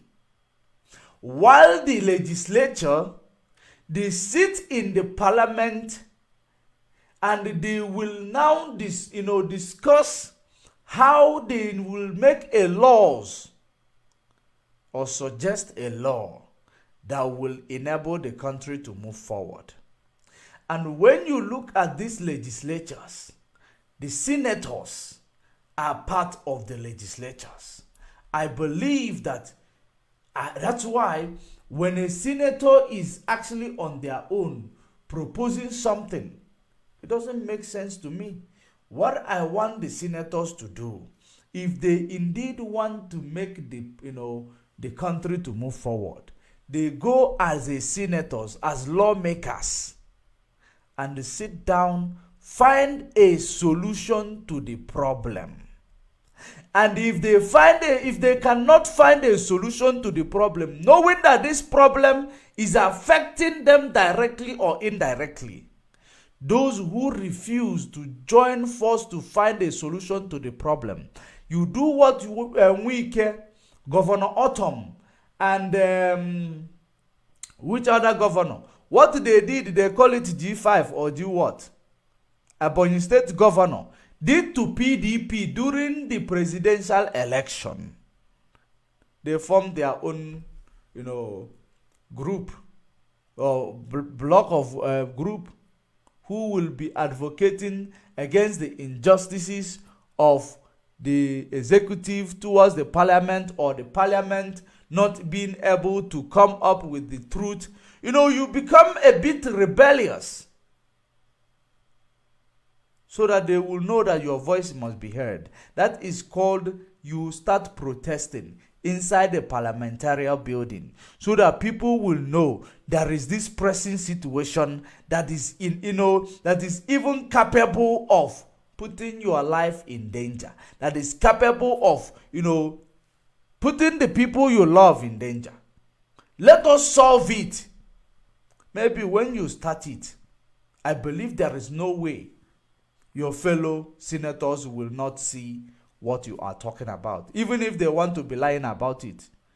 Because they are, some of them were the governors in the various areas in Biafra land. So when you come and start suggesting, it doesn't make any difference. Believe you me, you did great. It is a good move. But I don't think we expect people who are in the position of power, people who make laws, will now come and start, suggesting to the public. I feel like it is hypocritical. I feel like, I didn't say it is, I feel like it is hypocritical, because in a situation whereby we are looking for something, we in a situation whereby you have seen something great, we should hear you, being an advocate for a change inside that, legislature house, inside that, red chamber. You keep on, lobbying it, because some of you will come and be making public statements, because just like, we say our people are so emotional, and you politicians have discovered the emotion of our people, and you guys are making use of this their emotion, and you are taking advantage of these people being emotional. And that is exactly the reason why any force that try to play with the minds of our people, they succumb to it, because they are emotional. So once somebody make a media statement, they become emotional, believing that it is all that glitters that are gold. It is like now, let me give you an example of what these people are doing. It is like now the president of a nation, just like Tinubu. It is just like Tinubu coming to tell us.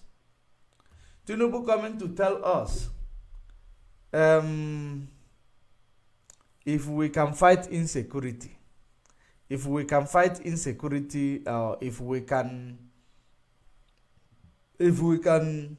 stop, how do I put this analogy? Tinubu coming to tell us right now that if we can, put up a law, that reforms our immigration, when Tinubu supposed to, be proposing it to the legislatures, that there must be a, immigration reform to curb the terror, the influx of these people, Fulanis, from across the Sahel region. He will be complaining it. A president is not supposed to complain, because you put him there to do the needful. Then he's coming now to suggest. He doesn't need to suggest. He doesn't need to suggest it to you. He suggests it to the House of Assembly. He suggests it in the Parliament. And make sure that it is carried out, because he's still the president. Influence of the president makes it to be carried out by the legislatures. What makes a good president is to being able to, when they suggest something that is going to drive the country forward, even if the majority in parliament, because of political differences or political diversities, they don't want to implement it. That's when you influence people in the parliament, because you are a president. You put the rank of your presidents to influence people so that the law will be enacted, because when the regime is actually functional and functioning properly, it is you that is going to get that accolade. If it is not, if it is not functioning well, it is you that is going to get the critics or the criticism. So, I don't believe that these lawmakers supposed to be coming to suggest to us or to say a public, these things in a public, space, so that we believe that these people are, trying to do something on our behalf. We want them to start discussing it in parliament. We want them to start suggesting it and speaking it to the parliament and lobbying about it, making sure that somehow it will be, it will be acknowledged, and it will, a resolution will come to it. That's exactly what we want them to do. Not to come and be complaining, or not to come and be suggesting to. Are you suggesting it to the public that you know that this public are still feeling the heat and the spikes of all these things?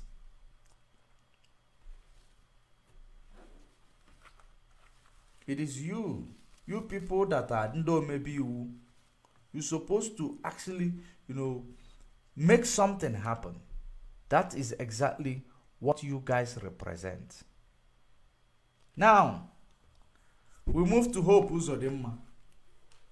Hope Uzodimma, there is a video clip that we received today, and I have a problem here. My phone is dead. Let me collect a charger so that I will be able to get this phone on. Then I will play this video clip. Then if I am able to play this video clip. They can't attack ESN. They can't. They have no moral ground. But I'm sure they gave money to some idiots and gave them guns to say they are Biafran army. I don't know if they're up to 6 or 7 of them, which is a lie. It's the DSS creation. So they can have justification to say to Biden or the US ambassador, can you see they now have Biafran army? We cannot move in to attack them. Anybody, if you are involved in that video, take a walk. You want to give Fulani Janjaweed the reason to invade our land. That's what you're doing. But we shall get to that later. Anybody involved in the circulation of that video is a gunner. I'm telling you the truth. And those that made it. That's how people behave, because they don't understand the game plan of the Fulani. People are very foolish. Fulani will come to you and want to use you, and you succumb because you have greed, envy, and jealousy inside you. Which one again is Biafran army? I'm asking you. From where? How many people? The day I will bring out the Biafran army, we number over 200,000 standing. Reserve is over 1 million. Some bunch of idiots somewhere, because you are serving your Fulani Janja masters. We will get hold of all of you. Check out Uno. We know the bad eggs when we see them. We warned people against voting for Buhari in 2015 when he was still alive. The same Buhari died in 2017. People, all of you know that Buhari is dead.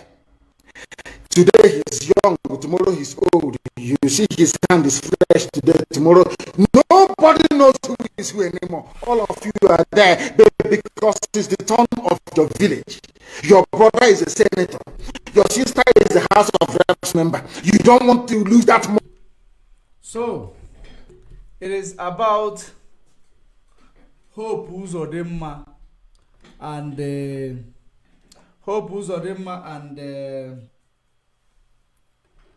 youth empowerment program. They talk about youth empowerment program. That's what that video was talking about. And in that video, it is where people who took part in the youth empowerment program that was, sponsored by Hope Uzodimma, or will I say, allegedly sponsored by Hope Uzodimma, because if you look at the so-called youth empowerment program, according to the information that we have, the youth empowerment program sounds like a scam. It sounds like a scam. and it was indeed it was indeed being promoted by Hope Uzodinma. So I'm trying to actually play that video, but I believe I have that video. Okay, this is it. Let me play the video.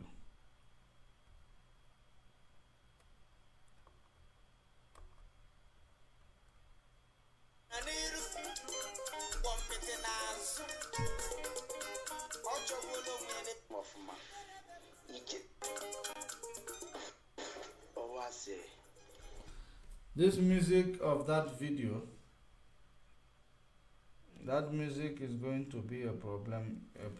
It's going to be problematic because these videos, these musics, they have copyright, especially when you are doing a live program like this. It has to always affect the live program. Music you cannot override. Maybe people's speech, you might be able to override it, but music is difficult to override. So what am I trying to say? It is that where people were talking, let me see if I will be able to show it.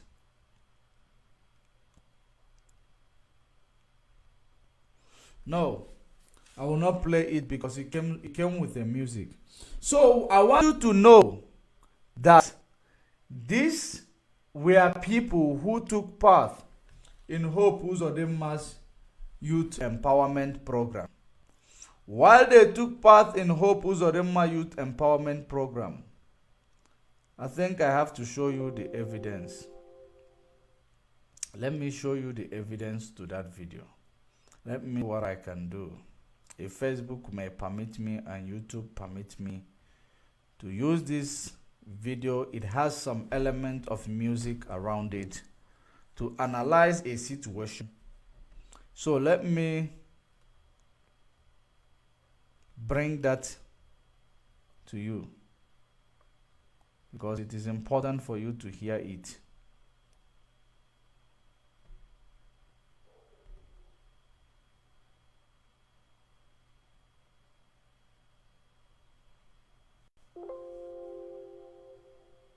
Oh, that is a problem. It will not play, and it creates now error on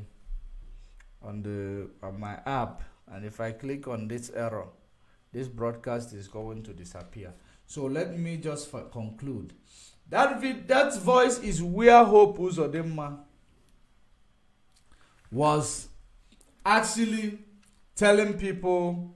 Not telling people how Hope Uzodinma claim he is giving the youth their youth empowerment program by giving them some amount of money through financial institution, which is the bank, and the bank dish out these monies to these people. At the end of the day, they were not told that this money that is being given to them are going to have interest, that it is a loan given to them, that they will pay it back. And of course, Nigeria giving you loan. Most of the people knows exactly that the system where Nigeria used to give loans, they are giving it through collateral.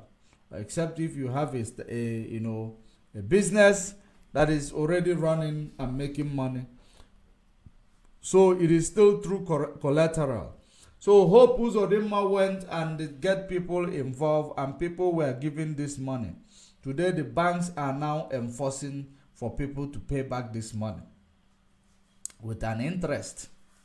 They are charging them an interest, towards that money that Hope Uzodinma lied to them to say it is youth empowerment program. And if it is youth empowerment program that is going to come through borrowing or through loans, there has to be an agreement, because most of the youth empowerment program that is being done, even in the United States, most of them are non-repayable loans. Some of them are non-repayable. So you ask yourself, which one did Hope Uzodinma did? Because They were testifying that they did not know that this money is going to be paid back. All of them went and assessed this funding. And at the end now, bank is now taking money from some of their bank accounts. Banks is now forcing them that they must pay this loan. You will be asking yourself, what exactly is that type of loan that people take without having an agreement or arrangement, or without doing a background check or due diligence on the people which are going to take this loan or which they are going to give these loans to? You'll be wondering what type of arrangement is that, to the extent that these people who are going to assess this loan does not know they are going to pay it back. So it means that if they do not know they are going to pay it back, that means the bank was giving random people these loans, knowing that they have a way to, take back this money from them, even the interest. So Hope Uzodinma went to the financial institution and they now made an arrangement to exploit the people. Because what I will call that is a reckless lending. And some of this reckless lending, you lend money to people, you don't know whether they are going to afford it. They did not come to you to say they want money. The government proposed it and tell these people that this is a youth empowerment program without telling them it is a loan that they are going to pay back. Now the financial institution is now policing them to pay back this money. What exactly is it that we are going to see this as? Is that not a scam? Is that not a theft under false pretense? So why is Hope Uzodinma taking people, getting people to be, in debt, unplanned debt, in the name that it is youth empowerment program? There is no campaign made. Even the financial institution that dished out the money, they're supposed to, have their own agreement with those who they are giving the money, since they are going through them to do this money. Because even if it is funds made available by the state government or federal government, the financial institutions need to do their own due diligence, because it was handed over to them, because they know exactly that their due diligence can be conducted because they are financial institution, they manage money. So in this regard, how could these people give people loans without letting them know it is a loan, only to charge them interest and start policing them to pay back these loans? That is criminal. All of these people who are actually feeling the impact of these things, or who were deceived by Hope Uzodinma, you should put yourselves together and go to human rights advocates, human rights lawyers. Put yourselves together. Buy one lawyer. One lawyer will, support all of you, and you go to court. You will deceive Hope Uzodinma. Those of you who have, the bank have, bullied you into taking this money by force, the bank will pay those money back to you, because it is actually, stealing from you. As long as they could not tell you are accessing a loan, they are giving you a loan. You cannot pay it back. Only if they told you that this is a loan, this is the agreement, you had agreement with them that they are giving you a loan, you will pay it within this time, within this time, and it will come with an interest. If it does not work like that, it is too good to be true. It is a lie. It is actually a fraud. They have defrauded you. So gather yourself together, mobilize, buy one lawyer. That lawyer will take you far. Believe you me, then you will know that bank abrondo than Jenga. Because of course, I forgot. Pardon me. I forgot that the judiciary is not working in Nigeria. I forgot that judiciary does not work in Nigeria. I was over exaggerating. Sorry. I know that the lawyers might be competent, but judiciary does not understand or appreciate their competence. So judiciary does not work in Nigeria. So pardon me. You people are on your own. Eventually, you are on your own. But if you can change yourself, your bank from that bank, that financial institution that is taking your money. Just move your money from there. If they want, they should take you to court by themselves. You go and they give your own testimony. That is the only way you will be able to get away from this mess that you have found yourself into. Otherwise, they have duped you. The state government of Imo State, Hope Uzodinma, and the bank, whichever bank was that, they have stolen from you. Theft under false pretense. Do you know what it's going to be? The bank, if the bank want to actually be on the side of the financial institution, they will tell you to pay back that money without interest, because there is no, enough due diligence done in order to give you the loan. So that's it. But I know that something is, you can get something out of it because of, the dodgy way. It is too dodgy. The way they actually, people, according to the testimony I heard, it is too dodgy. The way this money were disbursed. So, it is very, very important that our people, don't forget, we talked about diphtheria, which is the sickness that is making wave in the northern Nigeria mostly. It is also now in Enugu. They say one case in Enugu, one case in somewhere. I know that it is one cases within the eastern region. So our people need to wake up and make sure they avoid this at all costs. We know that Facebook and their cohort, they continue to suppress what we are doing, but that's by the way. It is okay. We must continue. We cannot relent. But what is very, very important is for our people to understand that diphtheria is a life-threatening bacteria or life-threatening illness. It stays in the airways, which is, it can block you from breathing, then it can suffocate you somehow. So, and the fatality rate is high. 453 people have died from that. It is children that this is actually targeted at. So that is the reason why we are calling on this, parents, we are calling on the caregivers in Nigeria to make sure that they are, they keep clean their environment, because most of the things that transport this bacteria, it is, maybe insect, I don't know, the cockroach, I know cockroach transmit typhoid. There are other insects that will be able to, transport this bacteria. So just to keep your hygiene to the maximum level, your hygiene to be the maximum level. So know where your toddlers are crawling to, and know whom you are getting in contact with. I believe sanitization will also help in this type of situation, especially when a child is always putting their hands in their mouth after meeting, touching places. So I believe there are something that you could do to prevent you or prevent your child, because it is only against the children. They say there is also a vaccine for that. There is also a vaccine for that that they give the children from the hospital. But this thing is so much in the north, in the northern Nigeria, because of the atrocities their people are committing against them as well. Because these people, charity begins from home. If they cannot fix their home, how do you think they will fix your own home? That is exactly the way it is. That is why it is important that Nigeria is, divided.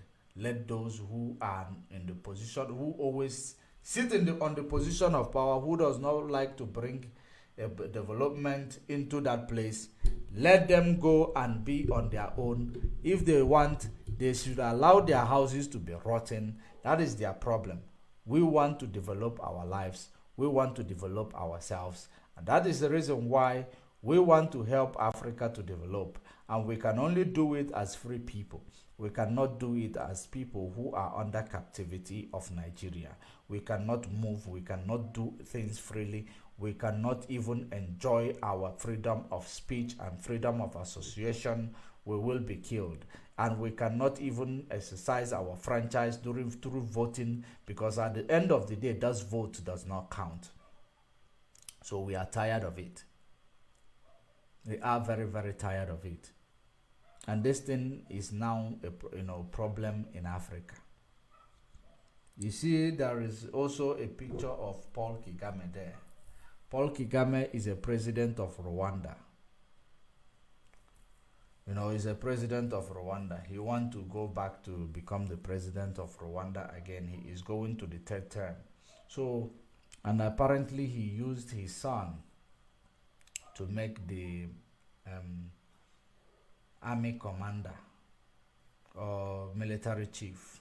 So I don't know. He used his son. He placed his son in that significant position.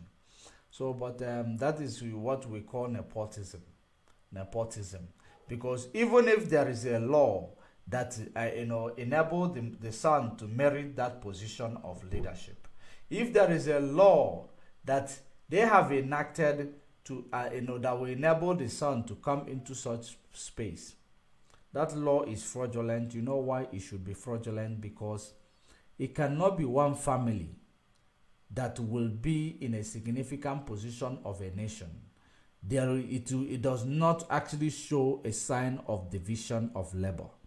It does not show a sign of division of labor, because you place your children in a significant position where people are respected, where people are getting more pay. You are the head of state, you are getting more pay, and you are free. You can do what you want. Allow people to get in some significant position where they are going to also have a little bit of financial freedom, or they will be able to elevate their own family. It is not all about your own family. That is the problem we have in Africa. Nepotism within and around these leaders. Even if that son merit to be in that position, there are other people who merit that position apart from your son. You as a president, you are already representing your family in that position where you are. So why are Africans being so power happy, power intoxicated? When they climb, they don't want to go down.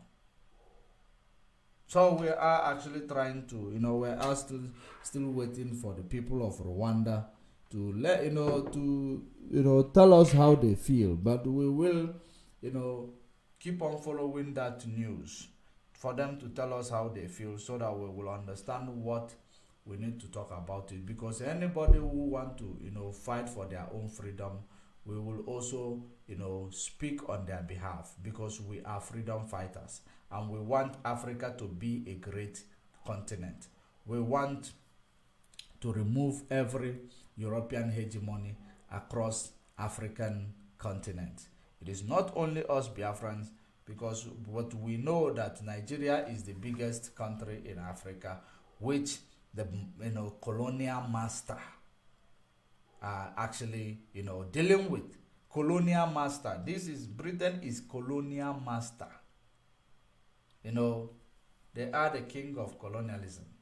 So that's why when they are dealing with Africa, if you can solve Britain in Africa, you have solved Portuguese, you have solved French, you have solved, Belgium, you have solved even to the extent of Spain. You have solved many of them. If you can solve Britain and hands of Africa, that's what the result is going to be. I think I am going to leave it, here. Mazen Nnamdi Kanu is a prisoner of conscience, and the Federal High Court was set ablaze. Federal High Court was set ablaze, and according to the last news that I came across, he said it never affect the election election tribunal court.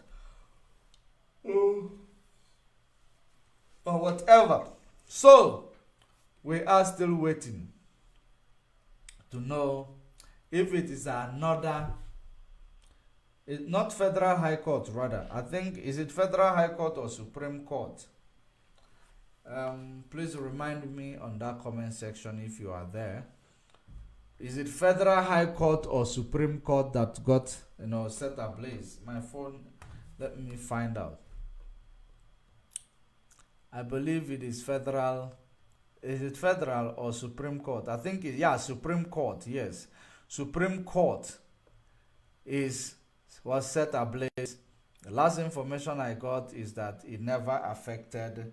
Okay, Supreme Court. Thank you very much, Chinonyoko.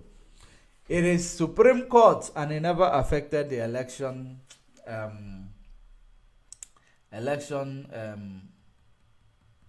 Materials or anything. That's what I heard from them. But let me also try to read that news, because I don't know if I read it completely or I just go through the headlines, because most of the time, being busy doing a lot and planning for program, you just read the headlines and see if it is indeed what you want. Then you come back to it. They talk about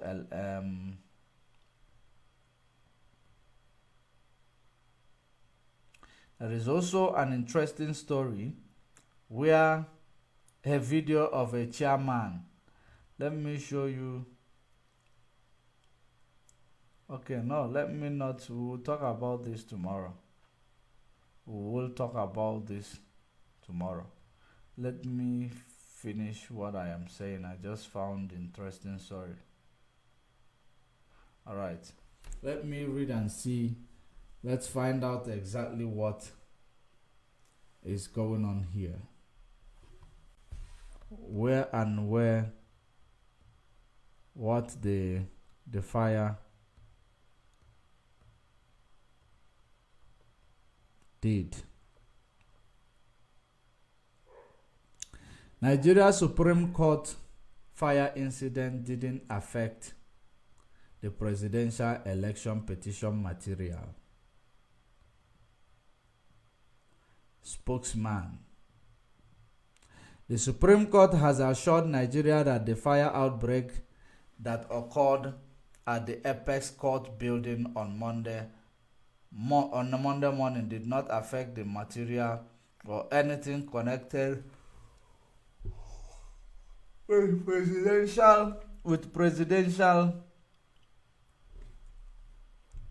anything connected with the presidential election petition. So what did it affect? The public relations officer of the Supreme Court, Festus Akande, who gave the assurance during an interview on Arise TV shortly after the fire incident, said that the fire outbreak occurred in one chamber of the court and affected the library, computer gadgets, and other equipment. Wow. Sahara Reporter earlier reported that a section of the Apex Court building at the Three Arms Zone in Abuja was on fire, and that it was gathered that the offices of some justices were affected by the fire incident. However, speaking on Arise Show program monitored by Sahara